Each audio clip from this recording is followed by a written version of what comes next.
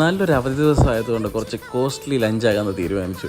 ചിക്കനും ബീഫും നെയ്ച്ചോറും. ബീഫ് ഉണ്ടായിരുന്നതുകൊണ്ട് 2 പഴംപൊരിയും മേടിച്ചു. ഇന്ന് വീട്ടിൽ 2 ഗസ്റ്റുകളും ഉണ്ട്. അതുകൊണ്ടാണ് കേട്ടോ ഇത്രയും കോസ്റ്റ്ലി ലഞ്ച് പ്രിപ്പയർ ചെയ്യാൻ നമ്മൾ തീരുമാനിച്ചത്. സാധനങ്ങളെല്ലാം സെറ്റാണ് കേട്ടോ. നെയ്ച്ചോറ്, അതുപോലെ തന്നെ ചിക്കൻ ഫ്രൈ എല്ലാം സെറ്റാക്കി. പിന്നെ ചോറ് നമ്മൾ ആദ്യം ഇച്ചിരി ചിക്കൻ ബീഫുമായിട്ട് ട്രൈ ചെയ്തു. പിന്നെ നമ്മുടെ ലഞ്ചിൻ്റെ താരമായിട്ടുള്ള നെയ്ച്ചോറിൻ്റെ വരവാണ്.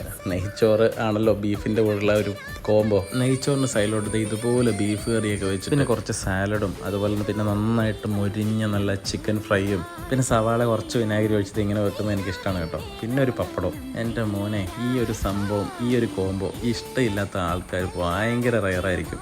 നെയ്ച്ചോറിൻ്റെ കൂടെ ആ ബീഫും എല്ലാം സാലഡും എല്ലാം വെച്ചിട്ട് ഇതുപോലെ ഒരു പിടി. പിന്നെ പറയണ്ടല്ലോ, പ്ലേറ്റ് കാലിയാകുന്ന വഴി അറിയത്തില്ല.